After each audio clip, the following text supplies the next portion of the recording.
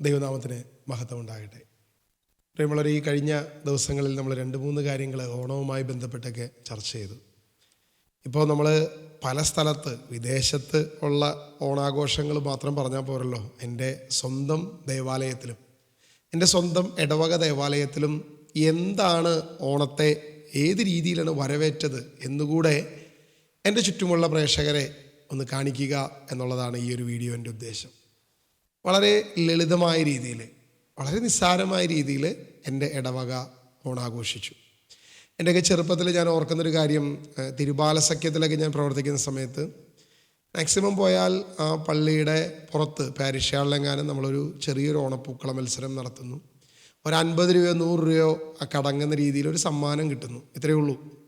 അതിനുശേഷം പിന്നീട് വളർന്ന് CLC CML പോലെയുള്ള ചെറുപുഷ്പ മിഷൻ ലീഗ് പോലെയുള്ള സംഘടനകളിലേക്ക് വന്നു കഴിഞ്ഞപ്പോൾ കുറച്ചും കൂടി സമ്മാനത്തിന് കുറച്ചും കൂടി വലിപ്പം കൂടി എന്നല്ലാതെ പ്രത്യേകിച്ച് വലിയ മാറ്റമൊന്നും, വലിയ ആഘോഷമൊന്നും അന്നുണ്ടായിരുന്നില്ല.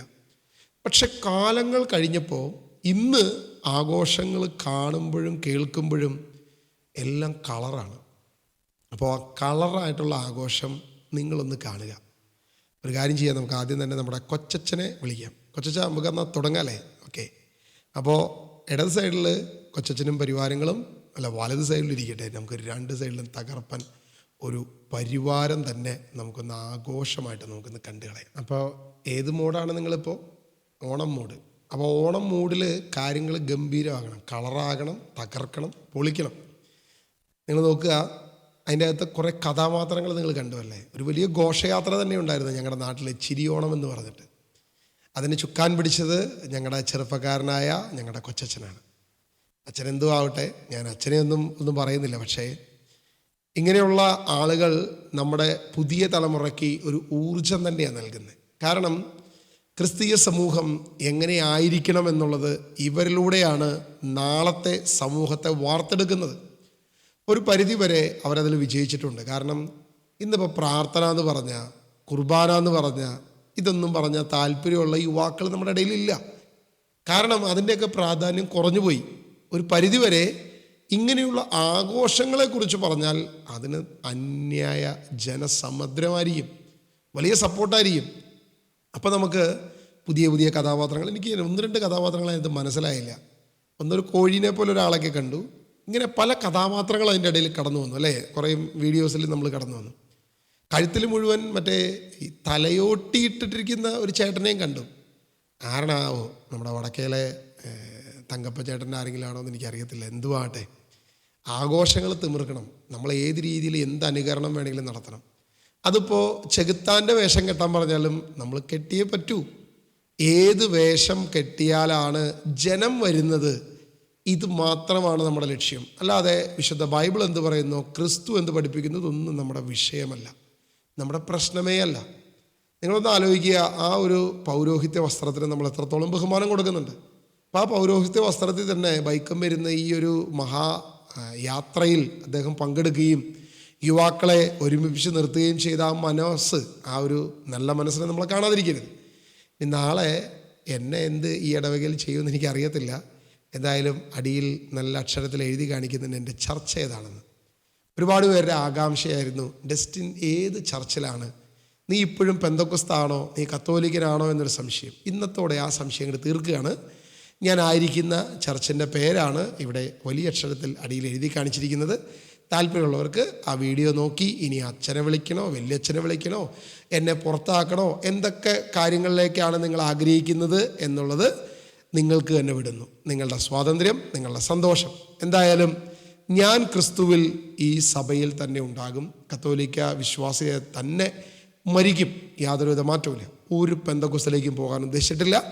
ഒന്നിലും പോകാൻ ഇതുവരെ ഒരു തീരുമാനവും ഇല്ല, ഇനിയും പോകത്തില്ല എന്ന് തന്നെയാണ് തീരുമാനം. പ്രിയമുള്ളവരെ, കർത്താവ് നമ്മളെ പഠിപ്പിച്ചതിൽ നിന്നും നമ്മൾ എത്രത്തോളം അധപതിച്ചു, എത്രത്തോളം അകന്നുപോയി. അന്യ ആരാധന നടത്തുന്ന ആളുകൾ, അന്യമതസ്ഥർ, മറ്റാളുകൾ എങ്ങനെയാണ് അവരുടെ ദൈവത്തെ ആരാധിക്കുന്നത് എന്ന് നീ അന്വേഷിക്കരുത്, നീ പോയി നോക്കരുത്. ഒരു പക്ഷെ നിനക്കത് അനുകരിക്കാൻ നിനക്ക് ആഗ്രഹിക്കുകയും നിനക്കതൊരു പ്രലോഭനമാകുകയും ചെയ്യും. അന്യദേവൻ്റെ നാമം പോലും നിൻ്റെ നാവിൽ ഉച്ചരിക്കരുത് എന്നെല്ലാം പറഞ്ഞിരിക്കുന്ന നമ്മുടെ ക്രിസ്തീയ സമൂഹത്തോട്, ദൈവവചനത്തോട് അഭിമാനത്തോടുകൂടെ ആ അടിസ്ഥാന വചനത്തോട് നീതി പുലർത്തുന്നവരാണോ ഇന്നത്തെ ക്രിസ്ത്യാനികൾ, ഇന്ന് നമ്മളായിരിക്കുന്ന കത്തോലിക്കർ എന്ന് നമ്മൾ സ്വയം പരിശോധിക്കുക. നമ്മൾ ആരെ വിധി എഴുതാനാണ്? നമ്മുടെ കയ്യിലൊരു വേദപുസ്തകം ഉണ്ടല്ലോ, വിശുദ്ധ ബൈബിളിനേക്കാൾ കൂടുതൽ ശ്രേഷ്ഠമായി നമ്മൾ കരുതുന്ന കത്തോലിക്ക സഭയുടെ മതബോധന ഗ്രന്ഥവും നമ്മുടെ കയ്യിലുണ്ട്. അപ്പോൾ മതബോധന ഗ്രന്ഥത്തിൽ അവിടെ വലിയ അക്ഷരത്തിൽ 2113 അവിടെ കൊടുത്തിരിക്കുന്നൊരു കാര്യമുണ്ട്. വിഗ്രഹാരാധന അവിശ്വാസികളുടെ മിഥ്യയായ ആരാധനയെ മാത്രമല്ല സൂചിപ്പിക്കുന്നത്. അതായത് മറ്റുള്ള ആളുകളുടെ മിഥ്യയായ ആരാധനകളെ മാത്രമല്ല സൂചിപ്പിക്കുന്നത്, അത് വിശ്വാസത്തിനെതിരായ ഒരു സ്ഥിരം പ്രലോഭനമായി നിലനിൽക്കുന്നതാണ്. അതായത് ദൈവവിശ്വാസത്തിനെതിരായ ഒരു സ്ഥിരം പ്രലോഭനം. അത് പല രീതിയിൽ വന്നേക്കാം. അത് മാവേലിയുടെ രൂപത്തിൽ വരാം, അത് മഹാബലിയുടെയോ ഓണത്തിൻ്റെയോ വാമനൻ്റെയോ മറ്റ് പല ശക്തിയിലൂടെയും പല രീതിയിലൂടെയും പ്രലോഭനം നമ്മുടെ ഉള്ളിൽ വന്നേക്കാമെന്ന് നമ്മളെ പഠിപ്പിക്കുന്നത് നമ്മുടെ ഔദ്യോഗിക പുസ്തകമായി നമ്മൾ അംഗീകരിക്കുന്ന ഈ പറയുന്ന കത്തോലിക്ക സഭയുടെ മതബോധന ഗ്രന്ഥം CCC എന്ന പേരിൽ അറിയപ്പെടുന്ന ഒരു പുസ്തകമാണ്. ഇനി വീണ്ടും അതിൽ തന്നെ പറഞ്ഞിരിക്കുന്ന കാര്യം നമ്മളൊന്നുകൂടി ശ്രദ്ധിക്കുക. ദൈവത്തിൻ്റെ സ്ഥാനത്ത് ഒരു സൃഷ്ടിയെ, അത് ദേവന്മാരോ സാത്താന്മാരോ, ദൈവത്തിൻ്റെ സ്ഥാനത്ത് ഒരു സൃഷ്ടിയെ എന്ത് ചെയ്യുന്നതാണ്? ശക്തിയോ സുഖമോ വംശമോ, അതായത് ഏതെങ്കിലും ശക്തിയോ അല്ലെങ്കിൽ ഏതെങ്കിലും വംശമോ സുഖമോ പൂർവീകരോ രാഷ്ട്രമോ പണമോ അതുപോലെ എന്തെങ്കിലും ഇതിനെ ബഹുമാനിക്കുന്നതാണ്. ആരാധിക്കുകയോ ചെയ്യുമ്പോൾ 2 ഓപ്ഷനാണ്. ഒന്നെങ്കിൽ ബഹുമാനിക്കുക, റെസ്പെക്റ്റ് ചെയ്യുക, അല്ലെങ്കിൽ അതിനെ ആരാധിക്കുക. ഇത് രണ്ടും ചെയ്യുമ്പോൾ മനുഷ്യൻ വിഗ്രഹാരാധന നടത്തുകയാണ്. അതായത് ഇങ്ങനെയുള്ള രൂപങ്ങൾ കൊണ്ടുവയ്ക്കുകയോ അല്ലെങ്കിൽ ആ രൂപത്തിനെ വരവേൽക്കുകയോ അതിനെ വലിയ ബഹുമാനം കൊടുത്ത് ശ്രേഷ്ഠമായി നമ്മൾ കരുതുകയോ ഒക്കെ ചെയ്യുമ്പോൾ നമ്മൾ എന്താ ചെയ്യുന്നത്? വിഗ്രഹാരാധന തന്നെ നടത്തുകയാണെന്നാണ് സഭ പഠിപ്പിക്കുന്നത്. സഭയുടെ ഔദ്യോഗിക ഗ്രന്ഥമാണ് വിഗ്രഹാരാധനയെക്കുറിച്ച് പഠിപ്പിക്കുന്നത്. ഈ പഠിപ്പിക്കുമ്പോൾ നമ്മളോട് സഭ പറയുന്ന വിശ്വാസ സത്യമാണ് ഈ കാര്യം പറയുന്നത്. ഞാനല്ല പറഞ്ഞിരിക്കുന്നത്, ഞാൻ വായിച്ചത് CCC ആണ്, നിങ്ങൾക്ക് പരിശോധിക്കാം, 2113. അപ്പോൾ ഇതിൽ വ്യക്തമായിട്ട് പറയുകയാണ്, നീ ഓണത്തിൽ മാവേലി വരുമ്പോൾ മാവേലിനെ ബഹുമാനിച്ചോ, ഞങ്ങളുടെ മാവേലി വരുന്നേ, കളറാകട്ടെ, സൂപ്പറാകട്ടെ, തകർക്കട്ടെ എന്നൊക്കെ പറഞ്ഞ് മാവേലിയോ കോഴിയോ യമനോ ചാത്തനോ മർദ്ദയോ ആരെങ്കിലൊക്കെ കൊണ്ടുവന്ന് നിങ്ങൾ ആഘോഷിക്കുക. പക്ഷെ ഇതെന്തിനാ പള്ളിയിലകത്ത്? ഇതെന്തിനാ ക്രിസ്തീയ സമൂഹത്തിന്? അവരാഘോഷിക്കട്ടെ, അവരുടെ വിശ്വാസം അവരുടെ രീതികൾ അവരാഘോഷിക്കട്ടെ. അവരുടെ കട്ടെടുത്ത് കൊണ്ടുവന്ന് നമ്മുടെ ചർച്ചിൻ്റെ അകത്ത് കൊണ്ടുവന്ന് ഇത്തരം ആഘോഷങ്ങളും പരിവാരങ്ങളൊക്കെ നടത്തുമ്പോൾ നമ്മൾ ഒന്ന് വളരെ ചുരുക്കമായി നമ്മൾ മനസ്സിലാക്കേണ്ട ഒരു കാര്യമല്ലേ ഇത് നമുക്കുള്ളതല്ലല്ലോ, ഇത് നമ്മൾ ക്രിസ്തീയ സമൂഹത്തിനുള്ളതല്ലല്ലോ. അത് അവരുടെ ആഘോഷങ്ങൾ, അത് അവർ ചെയ്യട്ടെ. മറ്റുള്ളവരുടെ മോഹിക്കരുതെന്നും മോഷ്ടിക്കരുതെന്നും പറഞ്ഞ അതേ കർത്താവ് തന്നെയല്ലേ ഇന്നും നമ്മുടെ കർത്താവ്? മാറ്റമൊന്നുമില്ലല്ലോ. അവരുടെ മോഷ്ടിച്ചു കൊണ്ടുവന്ന് നമ്മുടെ സ്വന്തമാക്കുന്നു. എന്നിട്ട് സ്നേഹം, മതസൗഹാർദ്ദം, നമ്മൾ എന്ത് ന്യായം വെച്ചിട്ട് ഇതിനെ പറയുന്നത്? മോഷ്ടിക്കരുത് എന്ന് പറഞ്ഞ് അന്യൻ്റെ ഭാര്യയെ അന്യൻ്റെ വസ്തുക്കളും മോഹിക്കരുത് എന്ന് പറഞ്ഞ് അതേ കർത്താവ് തന്നെയല്ലേ. നമ്മളാണെങ്കിൽ 2-ാം കൽപ്പനയെ വെട്ടിച്ചുരുക്കി ഇരുത്ത് കാട്ടിക്കളഞ്ഞ് 10-ാം കൽപ്പനയെ നമ്മൾ വെട്ടി 2ആക്കി. അന്യൻ്റെ ഭാര്യ അന്യൻ്റെ വസ്തു, ഇത് 2-2ആക്കിയാണ് കൊണ്ടു കിടക്കുന്നത്. അപ്പോൾ 9-ഉം 10-ഉം കൽപ്പന 2ഉം അന്യൻ്റെ ഭാര്യയും അന്യൻ്റെ വസ്തുവകകളും സ്വത്തുക്കളും മോഹിക്കരുത് എന്ന് പറഞ്ഞ അതേ കർത്താവ് തന്നെയല്ലേ നമ്മുടെ കർത്താവ്. മോഷ്ടിക്കരുത്, കള്ളസാക്ഷ്യം പറയരുത്, അവനെ നമ്മുടെയാന്ന് പറഞ്ഞ് സ്വന്തമാക്കി അതെടുത്ത് വെച്ച് ആഘോഷിച്ച് അവൻ്റെ മാവേലിനെ പൂജിച്ച് ആ മാവേലിനെ നമ്മൾ എന്ത് ചെയ്യാം? ബഹുമാനിക്കുകയും വരവേൽക്കുകയും അത്തപ്പൂക്കളോടുകയും തിരുവാതിര കളിക്കുകയും യമനെ വരെ അതിൻ്റെ അകത്ത് കൊണ്ടുവരികയും. പിന്നെ ബാക്കിയുള്ള കഥാപാത്രത്തെ എനിക്ക് അറിയില്ല കേട്ടോ, ഞാൻ വലിയ സ്റ്റഡി ഒന്നും നടത്തിയിട്ടില്ല. കോഴിയും ചാത്തനും മറുതെ ആരൊക്കെയുണ്ട്? ഇവരൊക്കെ ഇതാണ് നമ്മളുടെ ശ്രേഷ്ഠമായ എള്ളോളമില്ല പൊളിവചനം. ഏറ്റവും ശ്രേഷ്ഠമായ ഒരു കാലം. നിങ്ങളൊന്ന് വെറുതെ ഒന്ന് മാനുഷികമായ നമ്മുടെ മനസ്സുകൊണ്ടൊന്ന് ചിന്തിച്ച് നോക്കുക. ഒരു 100 വർഷം മുമ്പത്തെ കേരളം എന്തായിരുന്നു? ഒരു 150 വർഷം മുമ്പ് മാറുമറയ്ക്കാൻ അവകാശമില്ലാത്തൊരു കേരളത്തെക്കുറിച്ച് നമുക്കറിയാം. ഈ മാറുമറയ്ക്കാൻ സ്ത്രീകൾക്ക് അവകാശമില്ലാത്ത കേരളമാണ് എള്ളോളമില്ല പൊളിവചനം എന്നൊക്കെ പറഞ്ഞ് തള്ളി മറയ്ക്കുന്നത്. നിങ്ങൾ പറയുമ്പോൾ അതല്ലെങ്കിൽ പൊൻപുലരി അല്ലെങ്കിൽ വിളവെടുപ്പ് ഉത്സവം, സമാധാനത്തിൻ്റെ, സന്തോഷത്തിൻ്റെ, സ്നേഹത്തിൻ്റെ, സാഹോദര്യത്തിൻ്റെ, എന്ത് സാഹോദര്യമാണെന്ന് ഇവിടെ ഉണ്ടായിരുന്നത്? അപ്പുറത്ത് നിൽക്കുന്നവൻ അവൻ കീഴ്ജാതിക്കാരനാണെന്നുണ്ടെങ്കിൽ അവൻ വിളിച്ചു പറഞ്ഞിട്ട് പോകണം, അയ്യോ കീഴ്ജാതിക്കാരൻ വരുന്നേ, കീഴ്ജാതിക്കാരൻ വരുന്നേ, അശുദ്ധൻ അശുദ്ധൻ എന്ന് പറഞ്ഞ് വിളിച്ചു വരുന്നിട്ട് പോകേണ്ട ഒരു അവസ്ഥയാണ് നിങ്ങൾ ഈ പറയുന്ന വലിയ ശ്രേഷ്ഠമായിട്ട് പറയുന്നത്. ഈ കാര്യമാണ് ഈ കുറച്ച് 150 വർഷം മുമ്പ് നമ്മുടെ പൂർവിക ചരിത്രത്തിൽ കിടക്കുന്നത്, 200 വർഷം മുമ്പൊക്കെ. ഇതിനെ വെച്ചിട്ടാണ് നമ്മൾ വർഷങ്ങൾക്ക് മുൻപ് കേരളം സൃഷ്ടിച്ച കാലത്ത് ഏതോ ഒരു മഹാബലി ഒരു കുടവയറിനുണ്ടായിരുന്നു എന്നും അങ്ങോര് എള്ളോളമില്ല പൊളിവചനം. അത് അവർ പറയട്ടെ, അവരുടെ ഐതിഹ്യമാലകളും വിശ്വാസങ്ങളും യഥാർത്ഥത്തിൽ മാവേലി പോലുമല്ല ഈ ഓണത്തിൻ്റെ പ്രധാനപ്പെട്ട കഥാപാത്രം എന്നുള്ളത് കൂടി അതിലും വലിയ കൗതുകമാണ്. പക്ഷെ ഇതൊന്നും നമുക്കൊരു പ്രശ്നമല്ല. നമ്മളെ സംബന്ധിച്ച് ആഘോഷങ്ങൾ തകൃതിയാകണം, യാതൊരുവിധ മാറ്റമില്ല. എനിക്ക് തോന്നുന്നു POC ബൈബിളിൽ മാത്രമുള്ള ജ്ഞാനത്തിൻ്റെ പുസ്തകം, ബുക്ക് ഓഫ് വിസ്ഡം, POCയിൽ മാത്രമേ ഉള്ളൂ, മറ്റ് ബൈബിളിൽ നമുക്ക് കാണാൻ പറ്റത്തില്ല. അപ്പോൾ POC ബൈബിളിൽ അതിൻ്റെ 14-ാം അധ്യായം അതിൻ്റെ 12-ാം വാക്യം മുതൽ നമ്മൾ വായിക്കുമ്പോൾ വിഗ്രഹ നിർമ്മാണ ചിന്തയാണ് അവിശ്വസ്തതയുടെ ആരംഭം. നീ വിഗ്രഹം ഉണ്ടാക്കാൻ തുടങ്ങിയോ അന്ന് തുടങ്ങി അവിശ്വസ്തത നമ്മുടെ ഉള്ളിൽ കടന്നു വന്നിരിക്കുന്നത്. അതായത് ദൈവവചനം പറയുന്നത് വിഗ്രഹ നിർമ്മാണ ചിന്തയാണ് അവിശ്വസ്തതയുടെ ആരംഭം, അവയുടെ കണ്ടുപിടുത്തമാണ് ജീവിതത്തെ ദുഷിപ്പിച്ചത്. ദൈവവചനം പറയുക അവയുടെ കണ്ടുപിടുത്തമാണ് ജീവിതത്തെ ദുഷിപ്പിച്ചത്. ഇത് വിഗ്രഹ നിർമ്മാണത്തിലേക്കും ആ ചിന്തയിലേക്കും അവരുടെ കണ്ടുപിടുത്തത്തിലേക്കും പോയി കഴിഞ്ഞപ്പോൾ ജീവിതം ദുഷിച്ചാണ് പോകുന്നത്. ഓരോ വർഷവും ഈ ആഘോഷങ്ങൾ, അന്യ ആചാരങ്ങൾ, ആരാധന രീതികൾ, കപടമായ ക്രിസ്ത്യാനിറ്റി വളർന്നു വന്നുകൊണ്ടിരിക്കുക. അത് വലിയ രീതിയിലേക്ക് വളരുക. പഴയ കാലത്തെ അല്ല ഇന്ന് കിടക്കുന്നത്, ഇന്ന് അതിൻ്റെയൊക്കെ 10 മടങ്ങ് ശക്തമായിക്കൊണ്ടിരിക്കുക. വീണ്ടും വചനം പറയുക അവ ആദ്യം മുതലേ ഉള്ളതോ അവസാനം വരെ നിലനിൽക്കുന്നതോ അല്ലാതെ നിലനിൽക്കത്തില്ലെന്ന്, അവസാനിക്കുന്നേ, അത് തകരും. അത് ആദ്യം മുതലില്ല. ദൈവം സൃഷ്ടിച്ചു മനുഷ്യനെ മണ്ണിൽ നിന്ന്. ഇന്ന് മനുഷ്യൻ ദൈവത്തെ മണ്ണിൽ നിന്ന് സൃഷ്ടിക്കുക, പ്ലാസ്റ്റർ ഓഫ് പാരീസിൽ നിന്ന് സൃഷ്ടിക്കുക. അങ്ങനെ വിഗ്രഹ നിർമ്മാണം എന്ന് തുടങ്ങിയോ അന്ന് മുതൽ നമ്മൾ അന്യൻ്റെ വിഗ്രഹത്തെ, അന്യൻ്റെ ആരാധന രീതിയെ കോപ്പിയടിക്കാൻ തുടങ്ങി. അതൊക്കെ നമ്മുടെ സ്വന്തമാക്കാൻ തുടങ്ങി. എടാ, അന്യൻ്റെ വിഗ്രഹത്തെ അടിച്ചു മാറ്റിയവൻ ഇനി അവൻ്റെ പൂജാവിഗ്രഹങ്ങളെ അടിച്ചു മാറ്റും, അവൻ്റെ മൂർത്തികളെ അടിച്ചു മാറ്റും. എന്തിനെ അടിച്ചു മാറ്റാത്തത്? സകലത്തിനെ അടിച്ചു മാറ്റും, യാതൊരു വ്യത്യാസമില്ല. വീണ്ടും വചനം പറയുക മനുഷ്യൻ്റെ മിഥ്യാഭിമാനത്തിൻ്റെ ഫലമായി അവ ലോകത്തിൽ പ്രവേശിച്ചു. ഇവിടെ എനിക്ക് കൗതുകരമായി തോന്നിയൊരു പ്രബോധനം ഇവിടെ കിടക്കുന്നുണ്ട്. അകാലത്തിൽ പുത്രൻ മരിച്ച ദുഃഖം ഗ്രസിച്ച പിതാവ് തന്നിൽ നിന്നും അപഹരിക്കപ്പെട്ട മകൻ്റെ പ്രതിമയുണ്ടാക്കി. ഈ വിഗ്രഹാരാധനയെക്കുറിച്ച് ഒരു ഉദാഹരണം പറയുക. അകാലത്തിൽ, അതായത് ചെറുപ്പകാലത്ത് തന്നെ മകൻ മരിച്ചു. ആ പുത്രൻ മരിച്ച ദുഃഖം അവൻ്റെ പിതാവ് എന്ത് ചെയ്തു? ഒരു മകന് വേണ്ടി ഒരു പ്രതിമയുണ്ടാക്കി. മൃതശരീരം മാത്രമായിരുന്ന അവനിതാ ദേവനായി വണങ്ങുകയും തൻ്റെ പിൻഗാമികൾക്ക് വ്രതാനുഷ്ഠാനങ്ങൾ രഹസ്യമായി നിശ്ചയിച്ചു കൊടുക്കുകയും ചെയ്തു. എന്താ മാറ്റം? ഓണം ഒന്ന് എടുത്തു വെക്കുക. അകാലത്തിൽ മരണപ്പെട്ട പാതാളത്തിലേക്ക് പോയ ഒരു മാവേലി വർഷത്തിലൊരിക്കൽ വരുമെന്ന് ഒരു ഇതിഹാസം. അതിനുവേണ്ടി വ്രതാനുഷ്ഠാനങ്ങൾ, ഇത്ര ദിവസം ഇന്ന രീതി, അതിന് അത്തപ്പൂക്കളം ഇടുക, അവനെ സ്വീകരിക്കുന്ന രീതികൾ, ഇങ്ങനെയുള്ള ചില ആചാര അനുഷ്ഠാനങ്ങൾ അവർക്ക് രഹസ്യമായി കൊടുത്തു.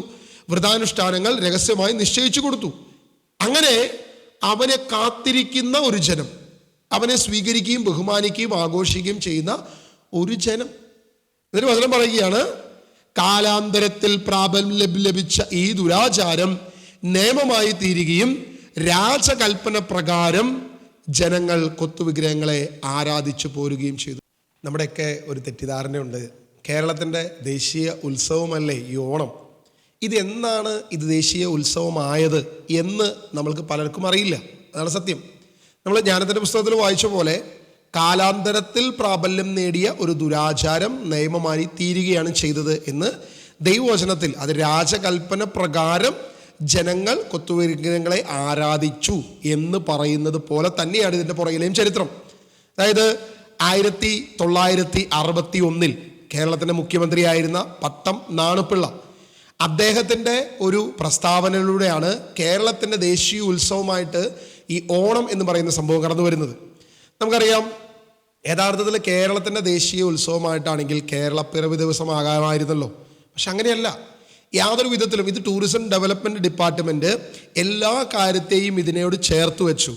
നമ്മൾ കാണുന്ന തൃക്കാക്കര അമ്പലത്തിലുള്ള അത്തച്ചമയം പോലെയുള്ള ആഘോഷങ്ങളും മറ്റു കാര്യങ്ങളും, അതുപോലെ ആലപ്പുഴയിൽ പുന്നമടയിൽ കാണുന്ന വള്ളംകളിയും ഇതിനോടൊപ്പം ചേർത്ത് വെച്ച് ഇങ്ങനെ പലവിധ കാര്യങ്ങളും ഇതൊരു വിളവ് ഉത്സവമാക്കി മാറ്റിക്കൊണ്ട് അന്നത്തെ ടൂറിസം ഡിപ്പാർട്ട്മെൻറ്റ് അതിന് അഹോരാത്രം പണിയെടുത്തുകൊണ്ട് ശക്തമായ ചില കാര്യങ്ങൾ, തീരുമാനങ്ങൾ എടുത്തുകൊണ്ട് ഇത് കേരളത്തിൻ്റെ ഒരു ദേശീയ ഉത്സവമാക്കി മാറ്റുകയായിരുന്നു. അതിന് പല പിന്നാമ്പുറങ്ങളുണ്ട്, പല ആവശ്യങ്ങളുണ്ട്. നമ്മൾ അതൊന്നും എന്തായാലും ഇവിടെ ചർച്ച ചെയ്യുന്നില്ല, കാരണം രാഷ്ട്രീയമല്ല നമ്മുടെ വിഷയം. നമ്മൾ ആലോചിച്ച് നോക്കുക, ദൈവവചനം ഇത് കൃത്യമായി പറഞ്ഞു വെച്ചിട്ടുണ്ട്. 1599 ഉദയംപേര് സൂര്യദോസിൽ വ്യക്തമായ ഒരു ഡിഗ്രി ഇറക്കിയിട്ടുണ്ട്. ക്രിസ്ത്യാനികൾക്കുള്ളതല്ല ഓണാഘോഷം, ഓണാഘോഷം ക്രിസ്ത്യാനികൾ ഉപേക്ഷിക്കണം, അത് തുടരരുത്, ചെയ്യരുത് എന്ന് അന്നേ പറഞ്ഞു വെച്ചിട്ടുണ്ട്. അതിനുശേഷം ഏകദേശം 4 നൂറ്റാണ്ടുകൾക്ക് ശേഷം നമ്മൾ ആലോചിച്ച് നോക്കുക, എത്രയോ വർഷങ്ങൾക്ക് ശേഷം അന്ന് പോർച്ചുഗീസുകാർ വരുന്ന സമയത്ത് പോലും ഇങ്ങനെയുള്ള അന്യ ആരാധനകൾ ചെയ്യരുത്, അത് ആരാധന രീതി തന്നെയാണ്. അതായത് 16-ാം നൂറ്റാണ്ടിൽ തന്നെ അത് ഹൈന്ദവ ആരാധന രീതി ആയതുകൊണ്ടാണല്ലോ ഉദയംപേരൂർ സൂനോദോസിൽ നമ്മുടെ പൂർവികരായിട്ടുള്ള നമ്മുടെ ശ്രേഷ്ഠരായ നമ്മുടെ പൂർവികർ അത് പാടില്ല എന്ന് പറഞ്ഞത്. അപ്പോൾ അന്ന് തന്നെ ക്രിസ്ത്യാനികൾ അത് ഉപേക്ഷിച്ചു. പക്ഷെ അതിനുശേഷം പിന്നീട് ക്രിസ്ത്യാനികളിലേക്ക് ഈ സംഭവം കടന്നു വരുന്നത് നമ്മൾ നോക്കിക്കഴിഞ്ഞാൽ 1961 തന്നെയാണ്. അത് കേരളത്തിൻ്റെ ദേശീയ ഉത്സവമായി മാറ്റിമറക്കുകയായിരുന്നു. ഇത് ദൈവാത്മാവ് മുന്നേ കണ്ടുകൊണ്ട് ജ്ഞാനത്തിൻ്റെ പുസ്തകം അതിൻ്റെ 14-ാം അധ്യായത്തിൽ ദൈവവചനം വളരെ കൃത്യമായിട്ട് അവിടെ പറയുകയാണ്, കാലാന്തരത്തിൽ പ്രാബല്യം ലഭിച്ച ഒരു ദുരാചാരം നിയമമായി തീരുകയും രാജകൽപ്പന പ്രകാരം ജനങ്ങൾ കൊത്തുവിഗ്രഹങ്ങളെ ആരാധിച്ചു പോരുകയും ചെയ്തു. ഇനി അടുത്ത വാക്യം വളരെ ശ്രദ്ധിച്ച് നിങ്ങൾ വായിക്കണേ. വിദൂരസ്ഥരായിരുന്ന രാജാക്കന്മാരെ നേരിട്ട് വണങ്ങി സ്തുതിക്കാൻ ഇച്ഛിച്ചവർ രാജപ്രതിമയുണ്ടാക്കി. രാജാക്കന്മാർ അകന്ന് ജീവിച്ചിരുന്നാൽ അവരുടെ സന്നിധിയിലെത്തി വണങ്ങാൻ കഴിയാതെ വന്ന ജനങ്ങൾ തങ്ങൾ ആദരിക്കുന്ന രാജാവിൻ്റെ രൂപം ഭാവന ചെയ്ത് ദൃഷ്ടിഗോചരമായ ബിംബമുണ്ടാക്കി. അങ്ങനെ തങ്ങളുടെ ആവേശത്തിൽ അവർ അദൃശ്യനെങ്കിലും അവിടുത്തെയുള്ളവനെ പോലെ അവനെ സ്തുതിച്ചു. നിങ്ങൾ ശ്രദ്ധിച്ചു നോക്കുക, ഇത് എങ്ങനെ നമ്മൾ മനസ്സിലാക്കുന്ന ഈ ഒരു കാര്യം വളരെ കൃത്യമായി ദൈവവചനത്തിൽ പറഞ്ഞിരിക്കുകയാണ്. വിദൂരസ്ഥ സ്ഥലത്തായിരുന്ന രാജാവ്, ആ രാജാവ് എന്ത് ചെയ്തു? ഒരു സ്തുതിക്കാൻ വേണ്ടി ഒരു കാര്യത്തെ ഉണ്ടാക്കി. അങ്ങനെ രാജപ്രതിമയുണ്ടാക്കി. രാജാക്കന്മാർ അകന്ന് ജീവിച്ചിരുന്നൊരു കാലഘട്ടമുണ്ട്. അങ്ങനെ വരുമ്പോൾ രാജാക്കന്മാരെ വന്നു വണങ്ങി താണു വണങ്ങി അനുഗ്രഹം പ്രാപിക്കാൻ സാധിക്കത്തില്ല. അങ്ങനെ പാതാളത്തിലിരിക്കുന്ന മാവേലിനെ നമ്മൾ വർഷാവർഷം കൊണ്ടുവരുന്നൊരു രീതി ഉണ്ടാക്കി. അല്ല ദൈവവചനം പറഞ്ഞത്, വിദൂരത്തിലായിരിക്കുന്നവരെ വണങ്ങാൻ അവൻ്റെ രൂപമുണ്ടാക്കി അതിനെ വണങ്ങും. തൃക്കാക്കര അമ്പലത്തിൽ പോയി വണങ്ങാൻ പറ്റാത്തവർക്ക് അവർ കൊടുക്കുന്ന ഒരു ആനുകൂല്യമുണ്ട്. നിങ്ങളൊരു തൃക്കാക്കര അപ്പനെ ഉണ്ടാക്കുക, ഒരു വാമനനെ ഉണ്ടാക്കുക. വാമന പൂജയാണ് നടക്കുന്നത്. യഥാർത്ഥത്തിൽ വാമന ക്ഷേത്രമാണ് തൃക്കാക്കര. ആ വാമനൻ്റെ പ്രതീകമായ തൃക്കാക്കര അപ്പൻ നമ്മൾ കണ്ടിട്ടുണ്ടല്ലോ, ഇങ്ങനെ ഇരിക്കുന്നൊരു രൂപം. ഇതിനുണ്ടാക്കി അത് നടുക്ക് വെച്ച് ചുറ്റും പൂക്കളമിട്ട് ആ തൃക്കാക്കര അപ്പനെ നിങ്ങൾ എന്ത് ചെയ്യുക? ബഹുമാനിക്കുകയും ആരാധിക്കുകയും ചെയ്യുക. അപ്പം നമ്മൾ ഓണപ്പൂക്കളം നമ്മുടെ വീട്ടിലോ നമ്മുടെ പള്ളിയിലോ ദേവാലയത്തിലോ സക്രാരിയിലോ എവിടെ വേണമെങ്കിലും ഇട്. ഈ പറഞ്ഞ് ഇടണോടത്ത് നമ്മൾ ചെയ്യുന്നത്, നമ്മൾ അറിഞ്ഞോ അറിയാതെയോ ഈ വാമനനെ ആരാധിക്കുകയാണ് ചെയ്യുന്നത്. ഞങ്ങൾ അങ്ങനെയൊന്നും ചെയ്യുന്നില്ലെന്നേ. ഞങ്ങൾ കുറച്ച് പൂക്കളോടൊന്ന് ഇത്തിരി പായസം വെക്കുന്നു, 2-3 ഓണക്കളി, വടംവലി, അപ്പങ്കടി, ഇങ്ങനെയുള്ള കുടന്തല്ലൽ, ഇതൊക്കെ ഞങ്ങൾ ചെയ്യുന്നുള്ളൂ. നീ ഇതൊക്കെ പറഞ്ഞാലും നമ്മൾ വചനത്തിൽ പറഞ്ഞിരിക്കുന്ന കാര്യം ശ്രദ്ധിച്ചോ, തൻ്റെ പിൻഗാമികൾക്ക് വൃതാനുഷ്ഠാനങ്ങൾ രഹസ്യമായി നിശ്ചയിച്ചു കൊടുത്തിട്ടുണ്ട്. എങ്ങനെയൊക്കെ ആയിരിക്കണം മാവേലി വരുമ്പോൾ അല്ലെങ്കിൽ വാമനൻ വരുമ്പോൾ ഇങ്ങനെയുള്ള കാര്യങ്ങളിൽ നമ്മൾ എന്തൊക്കെ ആചാരങ്ങളാണ് നടത്തേണ്ടത്? അത് ആചാരങ്ങൾ തന്നെയാണ് ഊട്ടുസദ്യ. എനിക്ക് ഭയങ്കര കൗതുകമായിട്ട് തോന്നിയൊരു കാര്യമുണ്ട്. ദേവാലയത്തിൻ്റെ അകത്ത് സംസാരിക്കാൻ പോലും അനുവദിക്കാത്ത പുരോഹിതരാണ് നമ്മുടെ പുരോഹിതർ. അതായത് ഒരു വിവാഹ ചടങ്ങിനൊക്കെ വന്നു കഴിഞ്ഞാൽ ഒരു പക്ഷേ ആരെങ്കിലും അതിൻ്റെ അകത്തിരുന്ന് സംസാരിക്കുകയാണെങ്കിൽ ഇത് വിശുദ്ധ സ്ഥലമാണ്, ഇറങ്ങിപ്പോയിക്കൊള്ളണം എന്ന ധാർഷ്ട്യത്തിൽ ശക്തമായി പറയുന്ന പുരോഹിതൻ എനിക്കറിയാം, ഞാൻ കേട്ടിട്ടുണ്ട്. ശരിയാണ്, ദേവാലയത്തിൻ്റെ അകത്ത് പ്രാർത്ഥിക്കാനുള്ള സ്ഥലം, ദൈവത്തിൻ്റെ ആലയം, വിശുദ്ധമായ ആലയം. സ്വറ പറയാനും കഥ പറയാനും കളി പറയാനുള്ള സ്ഥലമല്ല. ഞാനും അത് വിശ്വസിക്കുന്നു, ഞാനും അങ്ങനെ തന്നെയാണ്. കാരണം ആ വിശുദ്ധ സക്രാരിയിൽ കർത്താവിൻ്റെ ബലിപീഠമാണ് അതവിടെ ഇരിക്കുന്നത്. ആ ബലിപീഠത്തിന് മുമ്പിൽ ഒന്നും നമ്മൾ തമാശ പറയാനുള്ളതല്ല. പക്ഷെ അതേ ബലിപീഠം തന്നെ അവിടെ ഇരിക്കുമ്പോൾ ആ ബലിപീഠത്തിന് നടുവിൽ കസേരയിട്ട് ചെയറിട്ട് വട്ടം കൂടിയിരുന്ന് സൊറ പറഞ്ഞുകൊണ്ട് ഊട്ടുസദ്യ നടത്തിയൊരു ചർച്ച് നിങ്ങളൊന്ന് ആലോചിച്ച് നോക്കുക. പുനലൂർ രൂപതയാണെന്ന് ഞാൻ കേട്ടത്. നിങ്ങളത് ഇപ്പോൾ ഈ ഫോട്ടോയിൽ കാണുന്ന ഈ ഒരു ചർച്ചിൻ്റെ അവസ്ഥ നിങ്ങളൊന്ന് ആലോചിച്ച് നോക്കുക. ദേവാലയത്തിൻ്റെ ഉള്ളിലാണെന്നേ, അകത്തായി കാണുന്നത്. എത്ര മ്ലേച്ഛകരമാണ് നമ്മൾ ആലോചിച്ച് നോക്കുക. വിനാശകരമായ മ്ലേച്ഛത വിശുദ്ധ സ്ഥലത്ത് നിൽക്കുമ്പോൾ നിങ്ങൾ കാണുന്നവൻ ഗ്രഹിക്കുമെന്ന് ദാനിയേലിൻ്റെ പ്രവചനത്തിൽ പറഞ്ഞിരിക്കുന്നത് നിങ്ങൾ ഇനിയെങ്കിലും തിരിച്ചറിയും. കർത്താവിൻ്റെ വരവിൻ്റെ സമയമായി. അതുകൊണ്ടാണ് ഇത്രത്തോളം മ്ലേച്ഛതകൾ നമ്മുടെ സഭയിൽ, നമ്മുടെ ചർച്ചകളുടെ അകത്ത് നടക്കുന്നത്. എത്ര വിഷമകരമായ കാര്യങ്ങളാണ് നടന്നുകൊണ്ടിരിക്കുന്നത്. എത്ര പേർക്ക് ഇതിൽ വേദനയുണ്ട്, എത്ര പേർക്ക് ദുഃഖമുണ്ട്. നിങ്ങൾ ആഘോഷിക്കുക, നിങ്ങൾ സന്തോഷിക്കുകയല്ലേ, കൈയടിക്കുകയല്ലേ. ഈ പറയുന്ന എന്നെ തെറി വിളിക്കുകയായിരിക്കും ഒരു പക്ഷേ, വിളിക്കേ. ഞാനിനിയിപ്പോൾ ഇടവക പറഞ്ഞുകൊണ്ട് ഇനി അതിനുള്ള ആക്രമണമായിരിക്കും. ആയിക്കോട്ടെ, നടക്കട്ടെ. എന്തായാലും ഞാനിതിന് പിന്മാറില്ല എന്ന് തീരുമാനിച്ച് തന്നെ ഇറങ്ങി തിരിച്ചൊരു കാര്യമാണ്. കർത്താവിൻ്റെ വചനമനുസരിച്ച് ജീവിക്കണമെന്ന് ഈ 2 വള്ളത്തിൽ കാലി ചവിട്ടി പരിപാടി ശരിയല്ല. ക്രിസ്തുവിൻ്റെ സുവിശേഷം അനുസരിച്ച് ജീവിക്കാൻ പറ്റൂല്ലെങ്കിൽ ക്രിസ്ത്യാനി എന്ന് പറയരുത്. വേറെ എന്തെങ്കിലും പേരിട്ട് വിളിച്ചോ, എന്തെങ്കിലും പറഞ്ഞോ. പക്ഷെ ക്രിസ്ത്യാനി എന്ന് പറഞ്ഞുകൊണ്ട് ചർച്ചിലെ ആളായി ബാഡ്ജ് കുത്തിക്കൊണ്ട് വന്നുകൊണ്ട് നീ പറയുന്ന സകലത്തിനും കൊട പിടിക്കുമ്പോൾ നീ അറിയണം, നീ തിന്മയാണ് ചെയ്യുന്നത്, പൈശാചിക കെട്ടാണ് നിന്റെ മേലുള്ളത് എന്ന് നീ തിരിച്ചറിയണം. അസൂരനെയാണ് നീ ആരാധിക്കുന്നത്. അവർ പോലും അസുരനാണെന്നാണ് പറയുന്നത്. ഹൈന്ദവ ആരാധകർ, വിശ്വാസികൾ പോലും അത് അസൂരനാണെന്നാണ് പറയുന്നത്. ആ അസുരനെ, ആ പൈശാചിക ശക്തിയെ നീ വരവേറ്റ് ആരാധിച്ച് ചർച്ചിൻ്റെ മുഴുവൻ കൊണ്ടു കടന്ന്, കണ്ടില്ലേ, വീഡിയോ കണ്ടില്ലേ നിങ്ങൾ?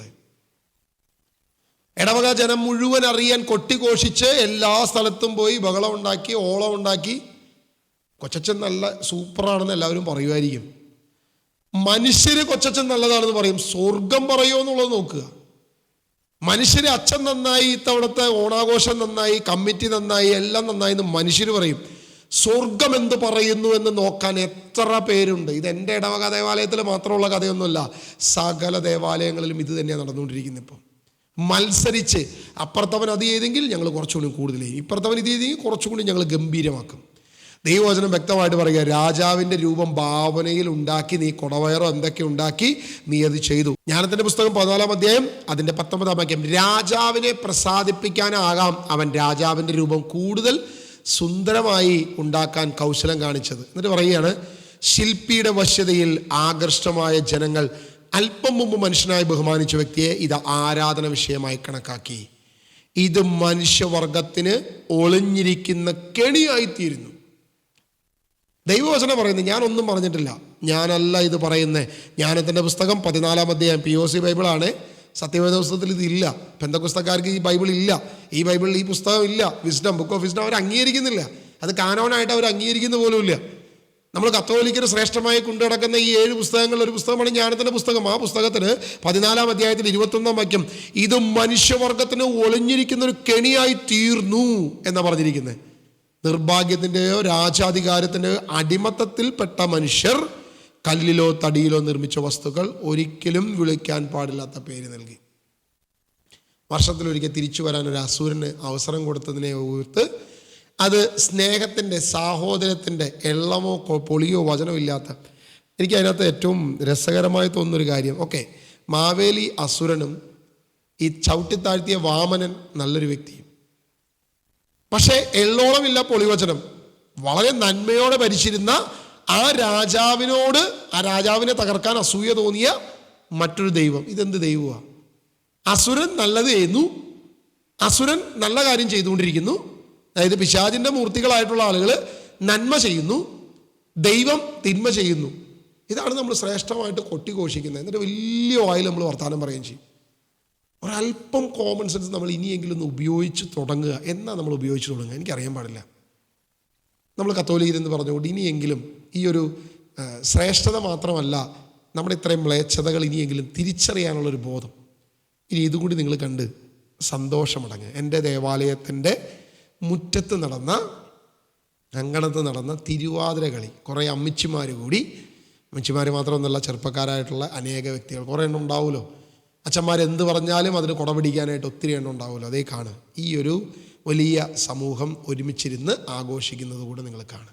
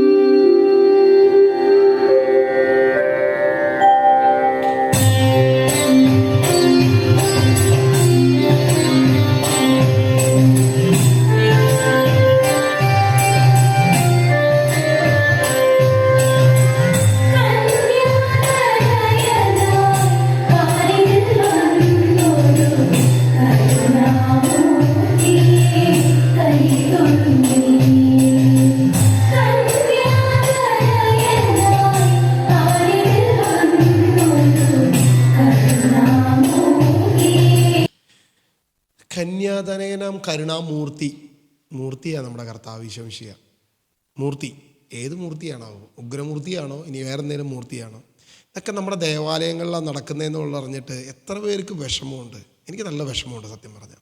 തിരുവാതിര ആരെ വരവേൽക്കുന്നതാണ്, എങ്ങനെ ആണ് തിരുവാതിര, എന്താണ് തിരുവാതിരയുടെ ഐതിഹ്യം എന്നുള്ളതിനെക്കുറിച്ച് എത്ര പേർക്ക് അറിയാം? ഈ സെറ്റ് മുണ്ടൊക്കെ എടുത്ത് ഭയങ്കര സംഭവമായിട്ട് സന്തോഷകരമായി നമ്മൾ വരവേറ്റത് ആരെയാണെന്ന് ഈ അമ്മച്ചിമാർക്കും ചേച്ചിമാർക്കും അറിയോ? എനിക്കറിയില്ല. എൻ്റെ ഇടവകയിൽ എൻ്റെ സഹോദരങ്ങൾ, എൻ്റെ സുഹൃത്തുക്കളാണ്, എൻ്റെ സുഹൃത്തുക്കളുടെ ഭാര്യമാരാണ്, എൻ്റെ പെങ്ങന്മാരാണ്, പലരും എൻ്റെ സുഹൃത്തുക്കളാണ്. ഇവരെല്ലാമായിരുന്നിട്ടാണ് ഈ ചെയ്തത്. അതിന് കൂട്ട് നമ്മുടെ ദേവാലയത്തിലെ പുരോഹിതരും കമ്മിറ്റിക്കാരും എല്ലാവരും കൂടി. അതായത് കാമദേവൻ്റെ പുനരുദ്ധാനം ആണ് ഒരു രീതിയിൽ ഈ പറയുന്ന നമ്മുടെ തിരുവാതിര. ആരാണ് കാമദേവൻ എന്ന് ഞാൻ ഇനി കൂടുതലൊന്നും പറഞ്ഞു തരണ്ടല്ലോ. ശിവൻ്റെയും പാർവതിയുടെയും ദിവ്യമായ ഐക്യം, അല്ലെങ്കിൽ അവരുടെ ഒരു സ്നേഹത്തിൻ്റെ, അവരുടെ ആ ഒരു പ്രതീകം ഇതാണ് ഈ ഒരു തിരുവാതിര കൊണ്ട്, അതാണ് അവിടെ അവതരിപ്പിക്കുന്നത് യഥാർത്ഥത്തിൽ. ഈ ഒരു ഉത്സവം അല്ലെങ്കിൽ ഈ ഒരു കാര്യത്തിൽ നമ്മൾ പാട്ട് മാറ്റി അത് മൂർത്തിയാക്കി മാറ്റി. യേശുവിന് കന്യകാമൂർത്തി, കന്യകയിൽ ജനിച്ച മൂർത്തിയാക്കി മാറ്റി. നമുക്ക് സ്വന്തമായിട്ടൊന്നും ഇല്ലാഞ്ഞിട്ടാണോ നമ്മൾ ഈ മറ്റുള്ളവൻ്റെ കട്ടെടുക്കാൻ പോകുന്നത്? നമുക്ക് മാർഗങ്ങളേക്ക് ഉണ്ടല്ലോ വേണമെങ്കിൽ. അപ്പം ഇങ്ങനെ മറ്റുള്ളവരെ ദുഷിപ്പിക്കുന്ന, വിശ്വാസികളെ നശിപ്പിക്കുന്ന ഈ മ്ലേച്ഛതയിൽ നിന്ന് നമ്മൾ എന്ന് പിന്മാറാനാ? എന്നാ നമ്മൾ പിന്മാറുന്നത്? ഏത് കാലത്ത് നമുക്ക് പിന്മാറാൻ പറ്റും? നിങ്ങളൊന്ന് ആലോചിച്ച് നോക്കുക. നിങ്ങളിങ്ങനെ ശിവനെയും പാർവതിയെയും സന്തോഷിപ്പിക്കാൻ തിരുവാതിരയും മാവേലിനെ വരവേറ്റുകൊണ്ട് തൊട്ടടുത്ത ഡാൻസ് കൂടി നിങ്ങളൊന്ന് കണ്ടതേ. കാരണം മാവേലി തുള്ളിച്ചാടി മാവേലിയും കുഞ്ഞുങ്ങളും ആഘോഷിക്കുന്ന കൂടെ ഒന്ന് കാണും നിങ്ങൾ. നല്ല ആഘോഷമായ പാട്ടുറുവാന കണ്ടുപോകുന്ന ഒരു സുഖവും കിട്ടുന്നില്ലേ, ഒരു സന്തോഷം കിട്ടുന്നില്ലേ? മാവേലിയുടെ കൂടെ തുള്ളിച്ചാടുന്ന അച്ഛനെയും കൊച്ചച്ഛനെയൊക്കെ കാണുമ്പോൾ. അതിൻ്റെ വീഡിയോസൊക്കെ ഒത്തിരി ഉണ്ട്. പിന്നെ നമ്മൾ ചോദിച്ചാൽ തരുമല്ലോ. എന്തായാലും ഞാൻ അന്നത്തെ ദിവസം ഇവിടെ ഉണ്ടായില്ല, അല്ലെങ്കിൽ ഞാൻ നേരിട്ട് തന്നെ പോയി ഷൂട്ട് ചെയ്യണമെന്ന് ആഗ്രഹിച്ചിരുന്ന കാര്യമാണ്. എനിക്കറിയാം ഇതിങ്ങനെ ഓരോ ദിവസവും കൂടി വരത്തേ ഉള്ളൂ. എന്നാലും ആ ദിവസം ഞങ്ങൾ മാവേലിനെ വിട്ട് ക്രിസ്തുവിനെ ആരാധിക്കാൻ തീരുമാനിച്ചതുകൊണ്ട് ഇവിടെ നിന്നും വേർപെട്ട് അന്നത്തെ ദിവസം ഉപവാസത്തിൽ കർത്താവിനെ ആത്മാവിലും സത്യത്തിൽ ആരാധിക്കുന്ന ഒരു പറ്റം സമൂഹമായി, ഒരു 10-300 പേരടങ്ങുന്ന ഒരു സമൂഹത്തിൻ്റെ കൂടെ, ദൈവാത്മാവിൽ ഇതുപോലെ വേർപെട്ടിരിക്കുന്ന ഒരു സമൂഹത്തിൻ്റെ കൂടെ ഒരുമിച്ച് കർത്താവിനെ ആരാധിക്കുകയായിരുന്നു ഞങ്ങളുടെ പ്രയർ ഗ്രൂപ്പിൽ. ഇവിടെ നമ്മൾ ശ്രദ്ധിക്കുക, CCCയിൽ അതിൻ്റെ ഖണ്ഡിക 2132. നമ്മൾ വിഗ്രഹത്തെ വണങ്ങാൻ വേണ്ടിയിട്ട്, സ്വരൂപത്തെ വണങ്ങാൻ വേണ്ടി നമ്മളൊരു അഡ്ജസ്റ്റ്മെൻറ്റിൽ ഒരു സാധനം ഉണ്ടാക്കി വെച്ചിട്ടുണ്ട്. 1132. അതിനകത്ത് പറയുന്നൊരു കാര്യമുണ്ട്.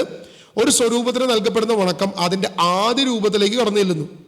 ഒരു സ്വരൂപത്തെ വണങ്ങുന്നവർ അതിൽ ചിത്രീകരിച്ചിരിക്കുന്ന വ്യക്തിയാണ് വണങ്ങുന്നത്.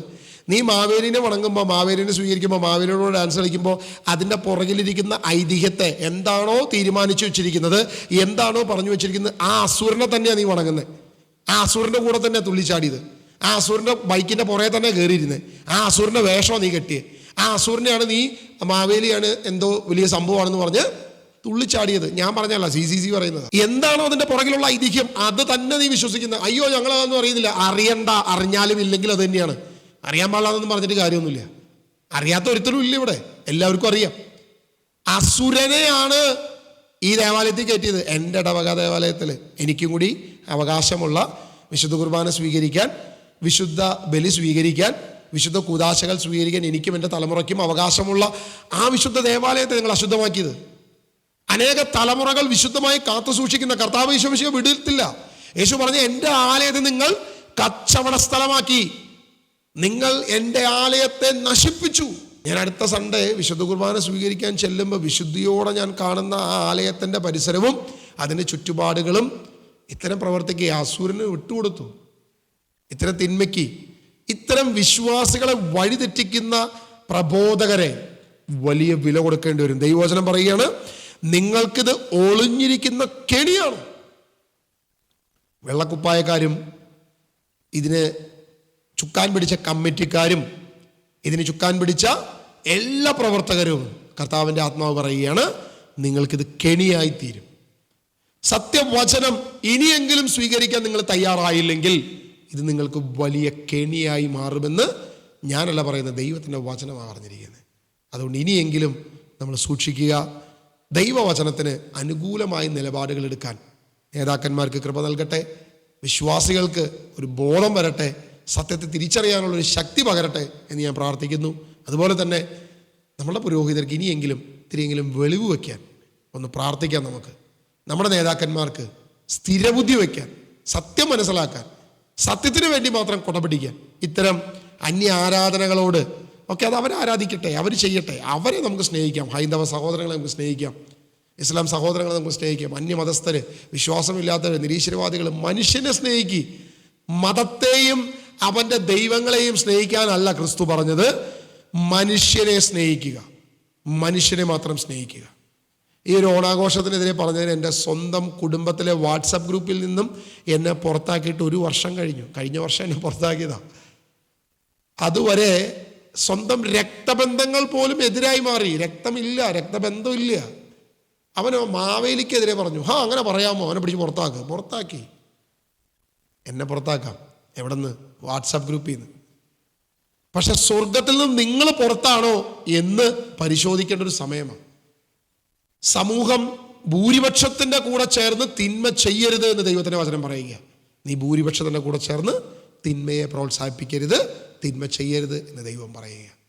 അതുകൊണ്ട് ഇനിയെങ്കിലും ദൈവത്തെ ഓർത്ത് കർത്താവിൻ്റെ വചനത്തിന് അനുകൂലമായ നിലപാടെടുക്കാൻ ദൈവം നമ്മെ അനുഗ്രഹിക്കട്ടെ, ദൈവം നമ്മെ ബലപ്പെടുത്തട്ടെ. നേതാക്കന്മാർ മാറിയില്ലെങ്കിലും വിശ്വാസികൾ ഒരാളെങ്കിലും മാറുവാൻ ദൈവം കൃപ നൽകട്ടെ എന്ന് പ്രാർത്ഥിക്കുന്നു. God bless you.